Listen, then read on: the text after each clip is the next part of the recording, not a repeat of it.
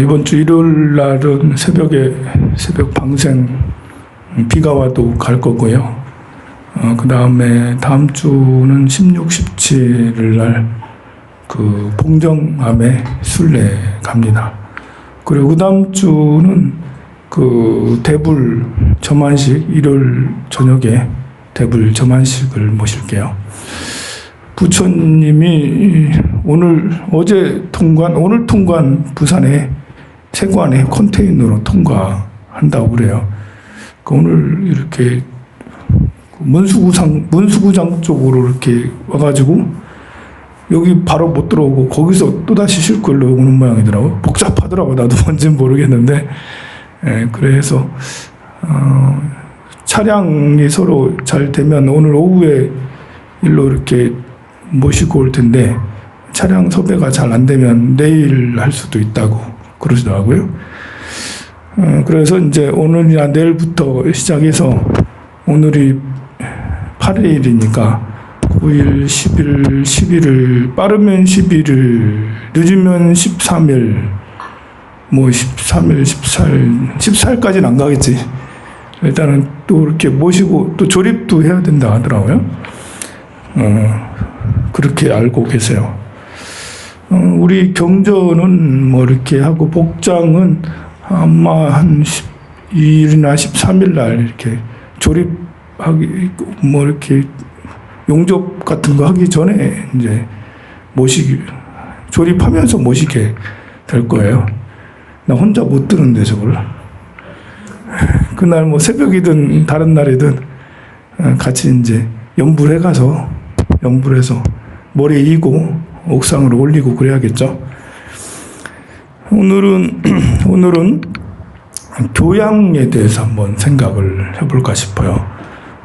14 안락행품에는 4가지 안락행을 이야기하죠. 몸의 안락행, 또 입의 안락행, 또 마음의 안락행, 서원의 안락행. 이 안락행을 잘 실천하면 이것이야말로 교양 있는 사람이에요. 어떻게 하면 교양 있고 지적이고 지성적인 사람이 될까? 여러분들은 그런 고민하면서 사나요? 네. 저도 맨날 고민해. 어떻게 하면 교양 있는 사람이 될까? 뭐, 남 보기에도 그렇고, 나 스스로도 그렇고. 일단 스님이 좀 교양이 있어야 되지 않겠어요? 그 공인이잖아. 여러분들은 공인, 뭐, 이기도 하고 아니기도 하고 그런데, 아무래도 저는 더 많이 노출되니까 좀 교양이 있어야 될 것 같아가지고, 교양이 있어 보여야 될 것 같아서 좀, 지성인, 뭐, 지적인 사람, 이런 사람이 돼야 되지 않겠나. 그런 고민을 늘 하고, 어떻게 하면 지적이 되지?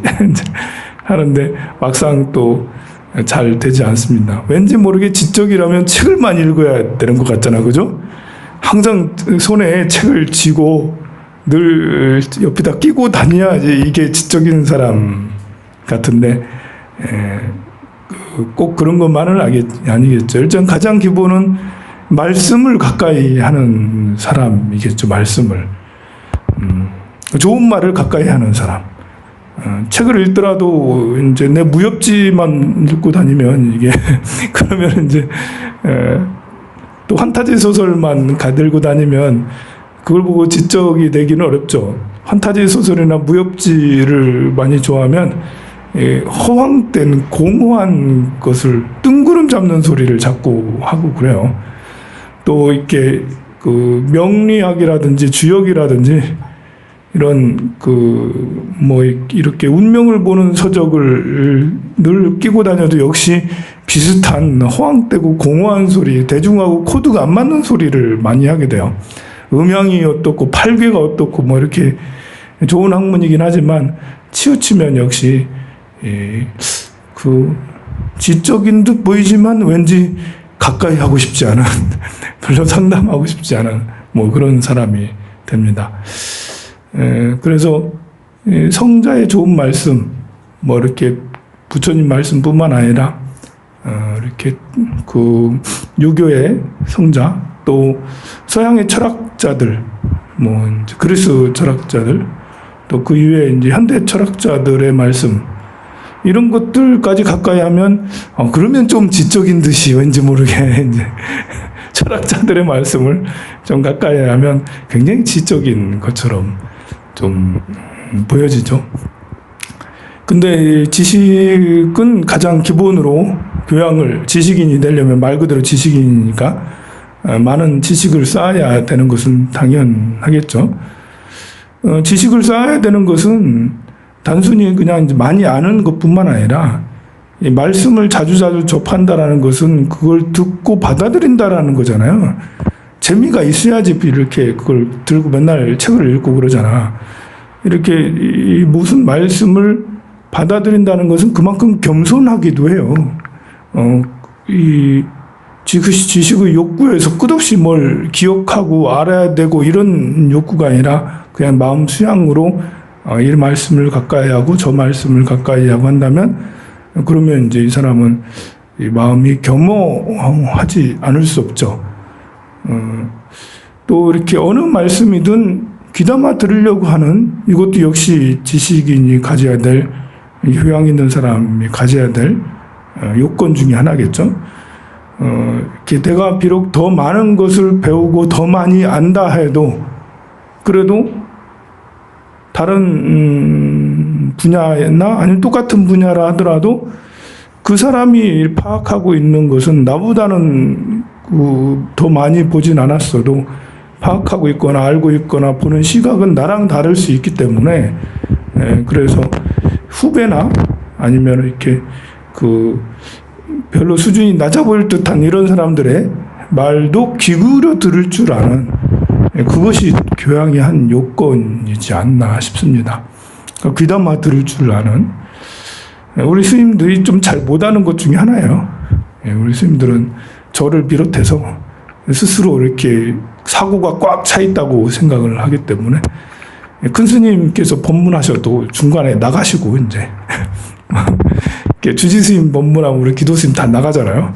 문화예요, 그냥 그게. 그 스님들이 뭘 많이 알아서 그런 것보다도 우리 이제 선방에나 이렇게 스님들 보면 이제 큰 스님이 이렇게 대중을 향해 법문할 때는 인가 법문을 한다 싶어가지고 대중용 법문 있잖아요. 신도용 법문을 한다 싶어서 스님들은 이제 앉아있지 않고 쑥 나가시고 큰 스님도 의뢰의 그렇지 뭐 나도 그랬으니까 나도 젊었을 때 그랬으니까 이러면서 그걸 그렇게 흉하게 보진 않습니다만 이렇게 젊으나 그런 문화를 모르고 이렇게 있는 신도들은 좀 그 장면을 목격하면 이건 뭐지?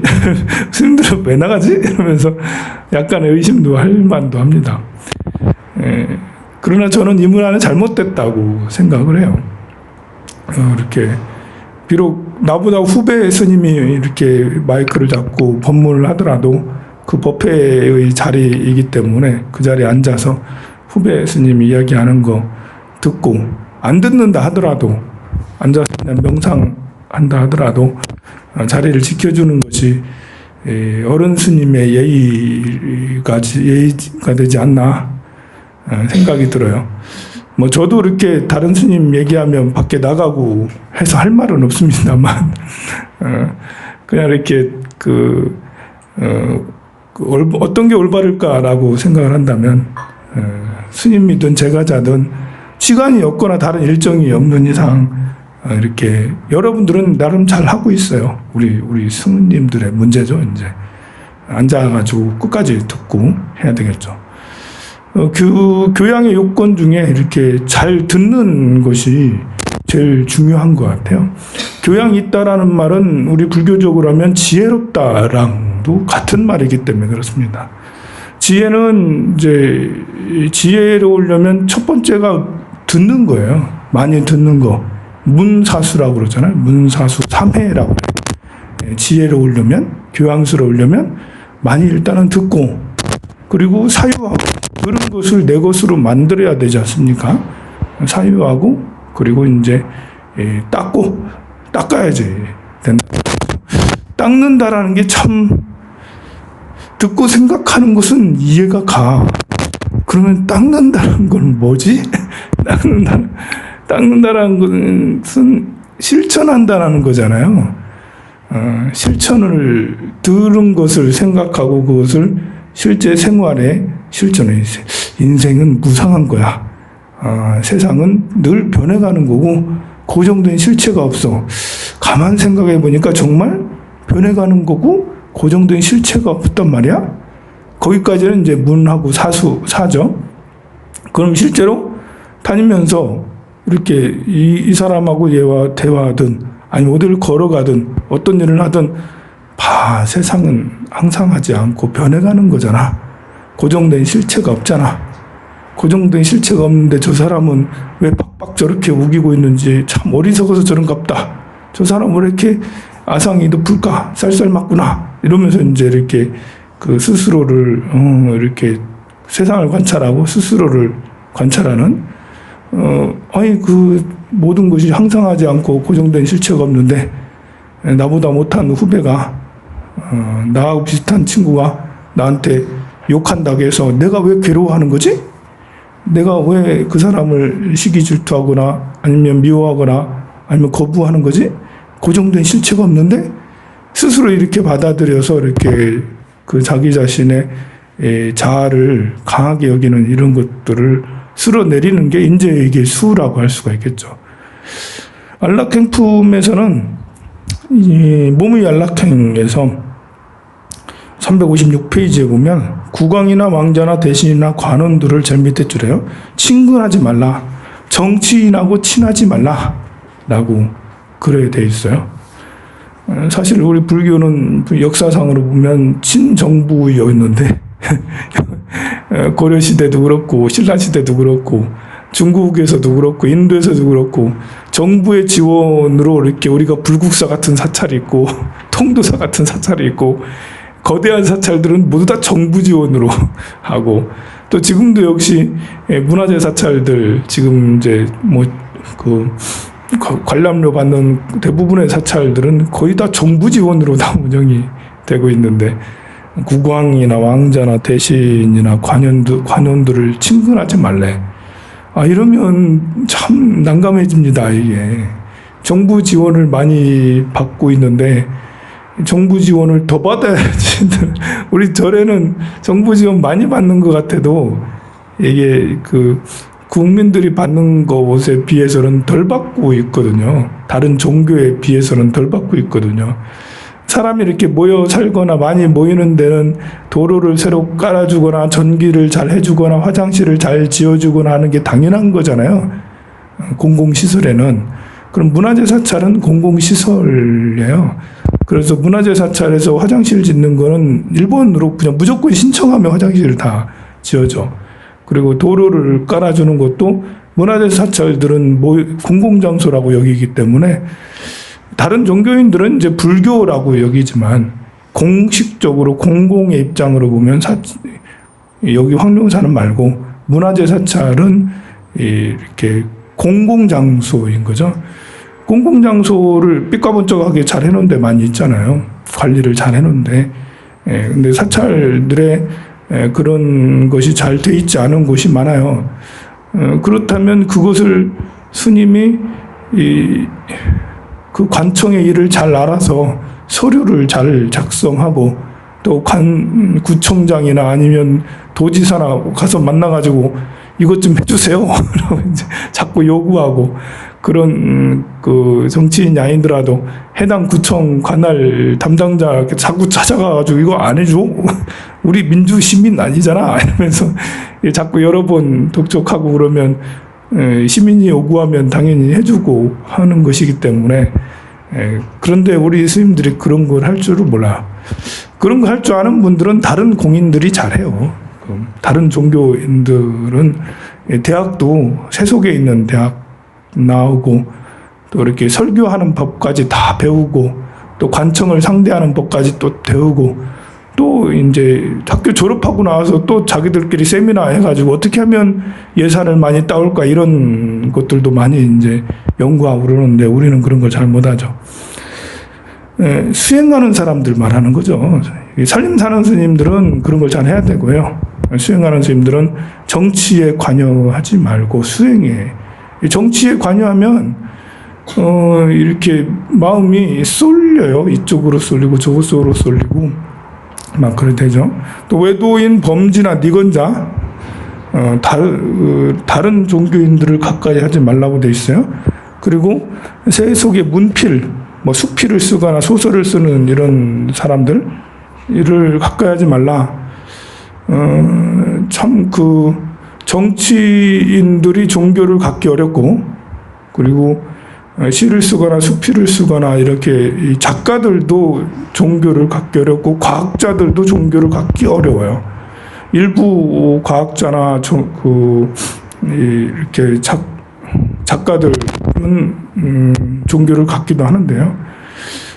대부분은 자기들 생각이 굉장히 세기 때문에 종교 부처님이나 뭐 하느님의 말씀 이런 것들에 대해서는 크게 이렇게 가슴으로 와닿아서 수행을 하거나 그렇게 하는 것을 하지 않아요.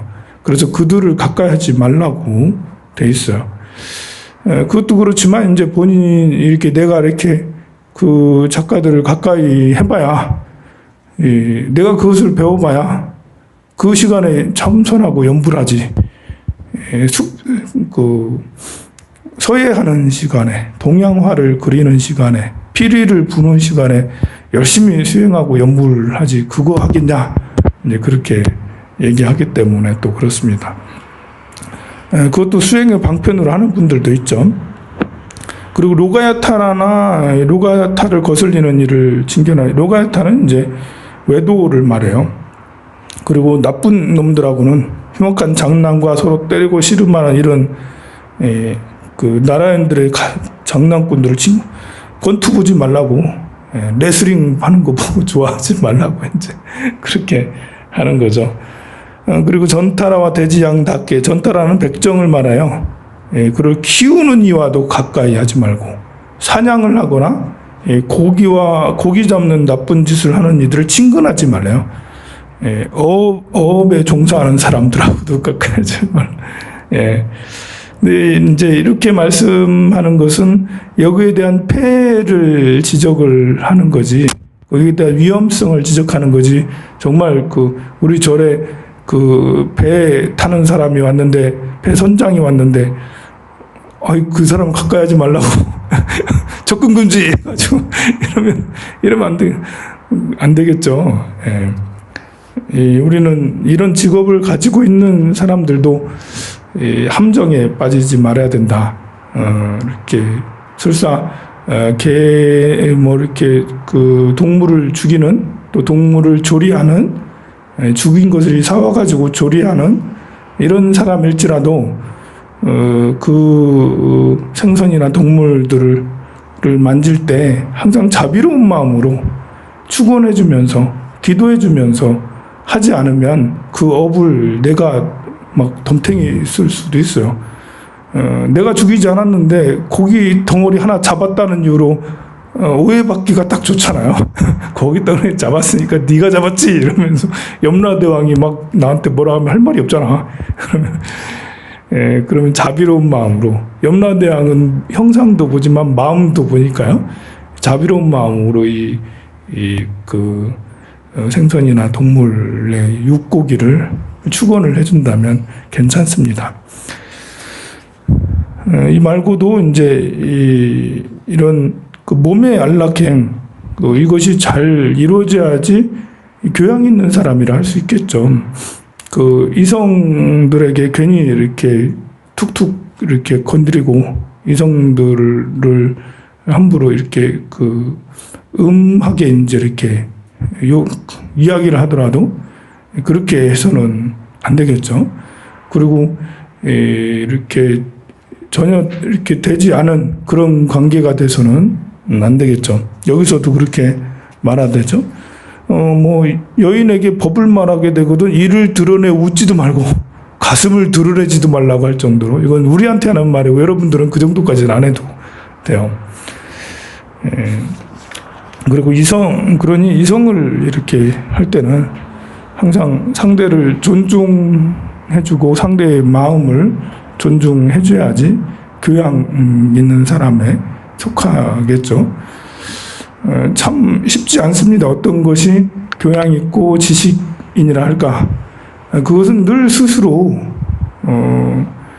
자기 자신을 갈고 닦아야지, 내가 지성인이 돼야지 라는 그런 마음을 갖고 있지 않은 이상 그 책을 많이 읽고 아무리 독서를 많이 해도 지성인이 되긴 어려워요. 그리고 지성인은 나이가 들어도 될 수가 있어요. 내가 지금까지 책 한 번 안 읽고 살았는데 내 스님은 나보고 지성인은 무슨 지성인다, 산 대로 살을래요, 이렇게 생각하지 마시고요. 연세가 드실수록 이렇게 사실 마음 빼고는 다른 것은 내세울 게 없거든요. 연세가 들수록 몸은 다 늙어지지, 허리는 굽어지지, 이렇게 목소리도 별로지. 옛날에는 젊어서는 그래도 이렇게 힘으로라도, 그리고 외모라도 이렇게 사람에게 내세우고 했는데, 나이 들어서는 내세울 게 하나도 없어요. 돈이 많아도 지 돈이지 모든 돈이 아니다, 이렇게 생각하기 때문에 돈이 많아도 큰 소용이 없고요. 오로지 그 나이가 많아질수록 교양만이, 지성만이 스스로를 세울 수 있고, 또 젊은이들에게 존경도 받을 수, 무시받지 않을 수 있는 그런 것이 될 수 있습니다. 그러니 나이가 들면 들수록 내가 지성을 조금 익혀야지, 교양을 조금 더 배워야지 라는 생각을 꼭 가지셔야 됩니다. 성불하세요.